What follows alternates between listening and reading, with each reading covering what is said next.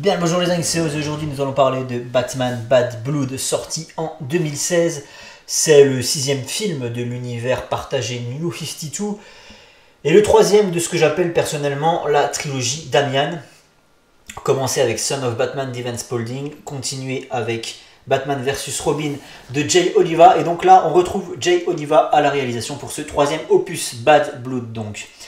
Alors, je l'avais vu en 2016 ce film et j'en avais un plutôt mauvais souvenir. Et contrairement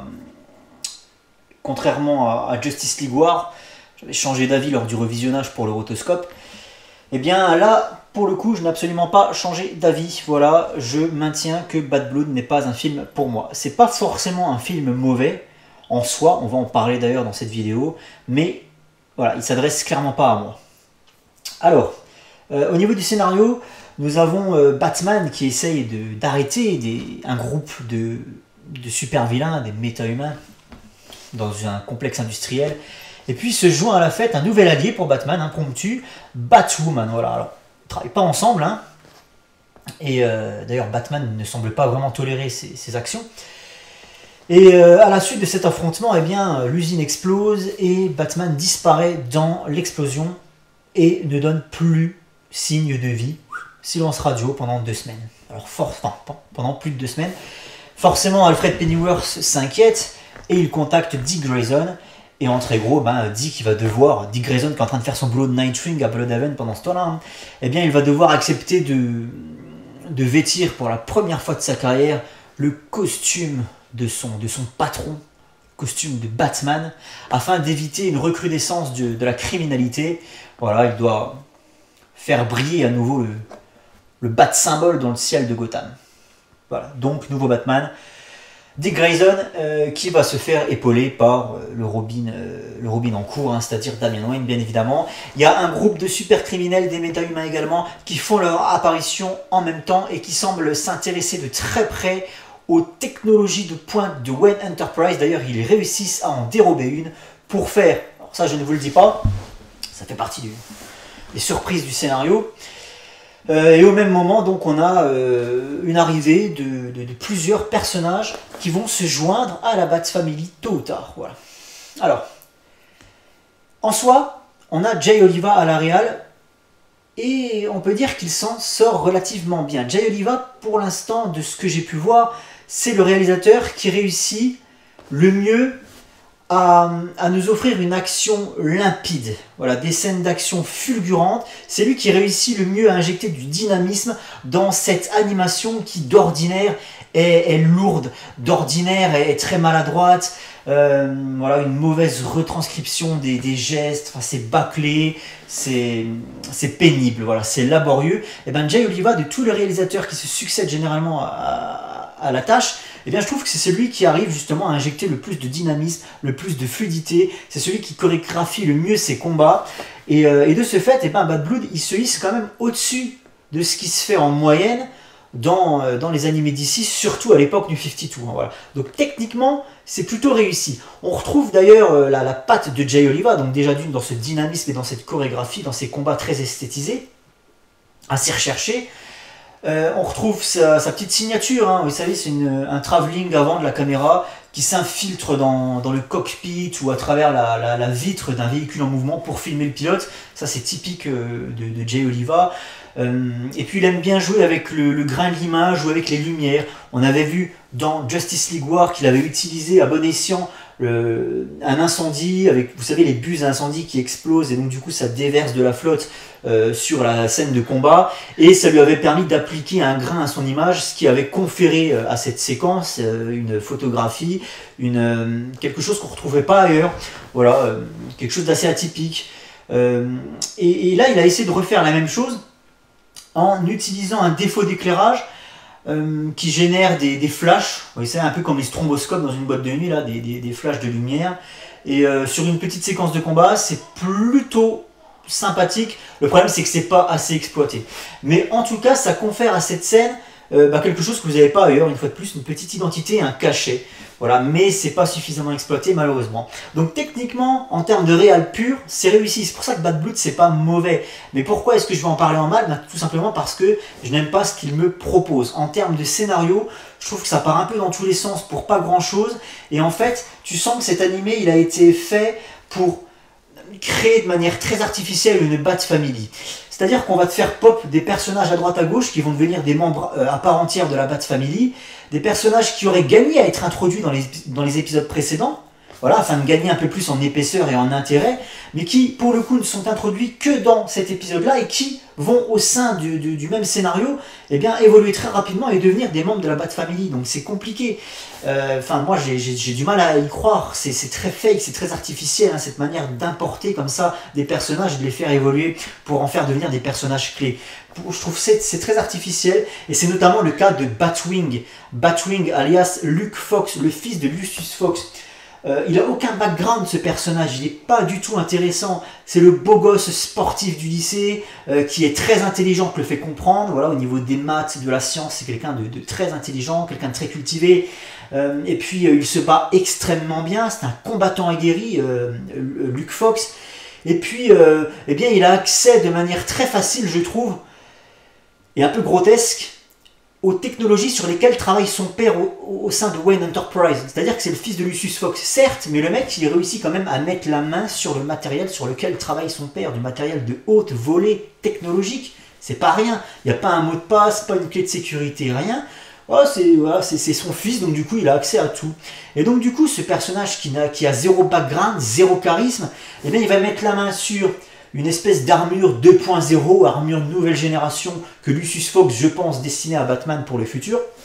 Eh bien, il va mettre la main sur cette armure et puis il va s'en servir pour aider la Bat Family à retrouver Batman. Parce que je vous rappelle que l'intrigue principale de Bad Blood, c'est la disparition de Batman. Il faut le retrouver, qu'est-ce qu'il est devenu. Voilà, c'est pour ça qu'il y a tous ces personnages de la Bat Family qui vont se mettre en branle afin de le rechercher et pour combattre le crime en attendant son retour. Et donc, tu as Luke Fox donc, qui revêt cette armure de Batwing et qui devient du jour au lendemain eh bien, un agent de terrain. Voilà. Alors moi, la Bat Family, qu'on soit clair, je la déteste. Moi, ce que j'aime bien, c'est la Bat Family qui est plus un soutien logistique qu'autre chose. C'est-à-dire la Bat Family qui est en retrait. Oracle, pour son soutien informatique. J'aime beaucoup Alfred, bien évidemment, pour son soutien moral, mental. Et puis Lucius Fox qui lui apporte clairement un soutien technologique, logistique, voilà. Eux, ils ne me posent absolument aucun problème. Mais tout ce qui est Batgirl, les Robin, etc., j'ai beaucoup de mal à gober ça. J'ai beaucoup de mal avec ces personnages. Je crois que le pire de tous, c'est Tim Drake. Et Batgirl, alors Batgirl, je la conchis. Enfin voilà. Et donc c'est pour ça aussi que j'aime pas du tout Bad Blood, c'est parce qu'on fait le focus sur ces personnages qui sont OSEF complets, quoi. Et pour en revenir à Batwing, donc Batwing, hein, l'idée c'est qu'il a une armure Iron Man, voilà, il a une armure complètement craquée. Voilà, et d'ailleurs j'ai un problème avec ce type de personnages qui font appel à la technologie, une technologie extraterrestre, une technologie qui n'existe pas, une technologie tellement évoluée que voilà, qu'elle relève du rêve. Hein. J'ai un gros problème avec ces personnages, que ce soit Cyborg ou Iron Man chez la concurrence. C'est-à-dire qu'en fait, pour moi, ils cassent les limites. Ils cassent les règles, ces personnages. Normalement, un super-héros ou un justicier, tel Superman ou Flash, tu connais leur potentiel, tu connais leur capacité, tu connais leur pouvoir. Ce qui leur impose des règles. C'est-à-dire que, par exemple, Superman, il n'a pas de pouvoir de télékinésie. Donc, et à partir du moment où tu fixes des règles à des personnages, tu fixes des règles au scénario. Tu peux pas faire tout et n'importe quoi. Et moi, ce que j'aime pas avec ces personnages qui font appel à une technologie de haute volée, c'est que du jour au lendemain, ils peuvent te sortir un truc de leur calbar, voilà, qui n'était pas là et dont tu n'avais pas du tout le moindre soupçon d'existence. Ils te sortent ça du jour au lendemain pour se tirer de situations délicates, ce qui casse les règles. Ce sont des tricheurs. Enfin, moi, j'appelle ça des tricheurs et ça permet aux scénaristes de tricher également. Et c'est exactement ce qui se passe dans cet animé vis-à-vis de Batwing.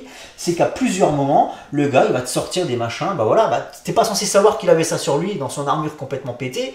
Donc, c'est pas incohérent en soi, mais ça casse les règles, voilà, ça casse les limites. Et s'il n'y a plus de limites, c'est la porte ouverte à tout. C'est la porte ouverte à tout, et c'est le problème que j'ai avec Batwing. Pas d'épaisseur, et il casse les règles. Voilà, le mec peut être capable de tout et n'importe quoi. Et il n'a pas été travaillé, c'est un personnage, comme j'expliquais, qui aurait gagné à être introduit plus tôt dans la saga. Ils ont fait 3 films, mais on n'en a pas entendu parler une seule fois. Et là, il pop de nulle part. À la fin du film, bon là, léger spoiler, vous inquiétez pas, rien de bien méchant. Il y a Barbara Gordon qui pop en Batgirl. On n'a rien vu de Barbara Gordon. On a quasiment rien vu. Je crois qu'on n'a même rien vu du commissaire James Gordon. Donc tu vois, c'est le problème avec ce DC AMU, c'est que, ouais, on enchaîne les histoires de baston, on enchaîne les méchants, mais entre tout ça, il n'y a aucun développement de personnage. Preuve en est avec Batgirl, voilà, qu'on t'introduit en tant que... Enfin, Barbara Gordon qu'on t'introduit en tant que Batgirl, mais qu'on t'a jamais introduit en tant que Barbara Gordon. T'es censé savoir qu'elle existe. Mais non, ça marche pas comme ça, bordel de merde. Soit vous recommencez à zéro votre saga, là, et vous faites quelque chose de propre, cadré, mais tu peux pas comme ça balancer des persos. Tu vois, c'est un peu le problème qu'on avait sur le Zack Snyder Justice League avec le Martian Manhunter. Si t'es pas fan du truc, bah du coup ça limite l'accès aux nouveaux venus, ça limite l'accès aux noobs, et c'est un problème quand tu veux lancer un univers partagé qui repart à zéro. Pour moi, c'est un problème. Alors du coup, toute cette malade de personnages, bah, ça va conférer au film un ton beaucoup plus léger que c'était le cas sur les 2 précédents de la trilogie Wayne, enfin Damian Wayne, pardon. On avait des films assez sombres, assez violents. Là, ça reste assez violent aussi, hein. Il y a toujours ces effusions de sang. Voilà, on n'hésite pas à montrer des gens qui se font planter des épées dans le ventre, etc. C'est très violent, et moi, c'est pour ça que j'aime bien aussi les animés d'ici, c'est que ça va plus loin que les films, et ça, c'est cool. En termes de violence, voilà, ça prend des risques, ça fait mourir des personnages, donc ça, c'est toujours intéressant. Mais le problème, c'est que là, le ton du film, il détonne un peu parce que bah, il y a un ton beaucoup plus léger, vu que bah, c'est pas Bruce Wayne qui est sous le masque de Batman, vous l'aurez compris, c'est Dick Grayson. Voilà, donc c'est pas du tout la même personnalité, la même mentalité, c'est un ton un peu plus édulcoré en soi. Après voilà, hein, c'est la Bat Family, on peut pas leur en vouloir d'avoir opté pour un ton de la sorte. Mais moi, ça me pose problème dans un animé Batman quand c'est un peu trop léger comme ça. Ouais, cette surabondance de personnages comme ça. Alors ça c'est Batgirl, ça c'est Batwoman, ça c'est Batwing. D'ailleurs Batwing, sans déconner, il y a un moment où ils font une blague sur son pseudo, sur son blaze de super-héros, tellement il pue la merde, quoi. C'est le nom d'un véhicule de Batman, la Batwing, sans déconner. T'imagines un personnage qui s'appellerait Batmobile, c'est pareil, c'est complètement con. Et tu vois, ce blaze tout pourri résume bien ce qu'est le personnage. Un personnage tout pourri qui n'a pas été travaillé. Juste il est là parce qu'il est black. Et moi ça m'emmerde ce forcing à 2 balles. Franchement, tu vois, c'est en ça que le film, pour moi, il fait factice, il fait fake. C'est que bah, on met des persos comme ça. En fait, ça devient vite une pub pour des jouets, pour des figurines. C'est vraiment l'impression que j'ai eu en regardant Bad Blood. Tu vois. Après, comme je disais, je suis très, très véhément vis-à-vis de ce film pour la simple et bonne raison que je déteste la Bat Family. Donc si on me fait un film sur la Bat Family, surtout avec des Batwing et des Batgirl, putain oui, forcément ça va pas me plaire. Mais si toi t'es un peu moins violent que moi à ce niveau-là, si t'es un peu plus ouvert d'esprit que moi à ce niveau-là, et ben ça se peut que ça te plaise Bad Blood, parce que ça reste techniquement un bon animé qui est au-dessus de ce qui se fait généralement à cette époque, New 52, pour les animés. Voilà. Je suis désolé, j'ai pas pu mieux vous en parler, pas pu mieux vous vendre le projet. Voilà, j'ai fait ce que j'ai pu. C'est compliqué hein, quand on sait que quelque chose est pas trop mal, mais qu'on n'aime pas pour des raisons personnelles, c'est toujours très compliqué à en parler. Voilà, j'ai fait ce que je pouvais. Merci à vous tous d'avoir regardé ce rotoscope, et je vous dis à très bientôt pour la suite des aventures du DC AMU New 52. Ciao les amis.